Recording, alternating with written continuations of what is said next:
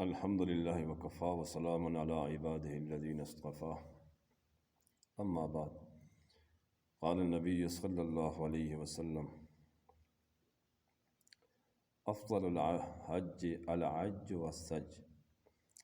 نبی کریم صلی اللہ علیہ وسلم کا ارشاد مبارک ہے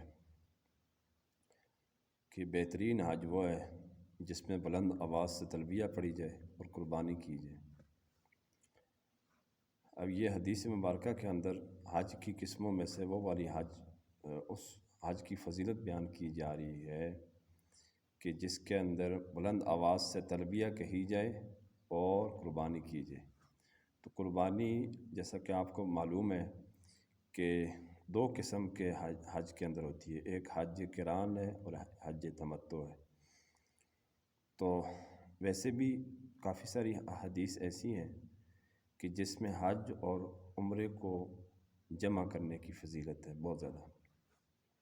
صحیحین کی ایک روایت ہے جس میں جناب نبی کریم صلی اللہ علیہ وسلم نے ارشاد فرمایا: تابعوا بین الحج والعمرہ فإنہما ینفیان الفقر والذنوب کما تنفی الکیر خبث الحدید، کہ لوگوں حج اور عمرہ پے در پے کرتے رہا کرو، اس لیے کہ یہ گناہوں کو اور تنگ دستی کو اس طرح دھو ڈالتے ہیں جس طرح لوہے کی بٹی جو ہے وہ لوہے کی میل کچیل کو آگ کی بٹی جو ہے وہ لوہے کی میل کچیل کو بالکل ختم کر دیتی ہے۔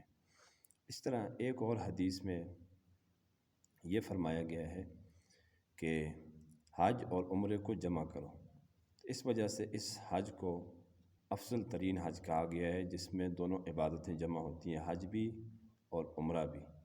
تو اس کی بہت فضیلت ہے۔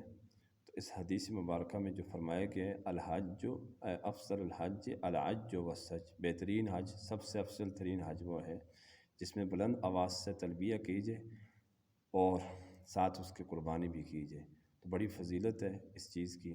تو کوشش یہ کرنی چاہیے کہ حج کا وہ والا طریقہ اختیار کیا جائے جس کے اندر عمرہ بھی بندہ کر سکے وقت بھی ہو، لیکن اکثر وہی لوگ ہوں گے جن لوگوں کو ایمرجنسی وغیرہ ہوتی ہے تو وہ حج افراد کرتے ہیں، باقی زیادہ تر وہی لوگ ہیں کہ جو حج تمتع یا حج قران کو افراد کے مقابلے میں ترجیح دیتے ہیں۔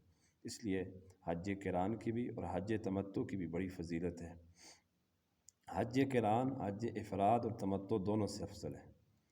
اسی طرح حج تمتع جو ہے حج افراد سے بہت زیادہ افضل ہے، کیونکہ حج افراد کے اندر صرف حج ہوتا ہے، عمرے کی نیت وغیرہ نہیں ہوتی۔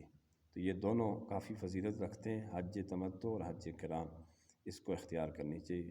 اللہ تبارک و تعالی ہم سب کو ان احادیث مبارکہ پہ عمل کرنے کی توفیق عطا فرمائے، اور جو لوگ حج پر نہیں جا سکتے اللہ تعالیٰ ان کے لیے اسباب پیدا فرمائے، اور جو لوگ جاتے ہیں اللہ ان کی طرف سے قبول بھی فرمائے اور ان کو حج تمتع اور قران کرنے کی توفیق عطا فرمائے۔ وآخر دعوانا ان الحمد للہ رب العالمین۔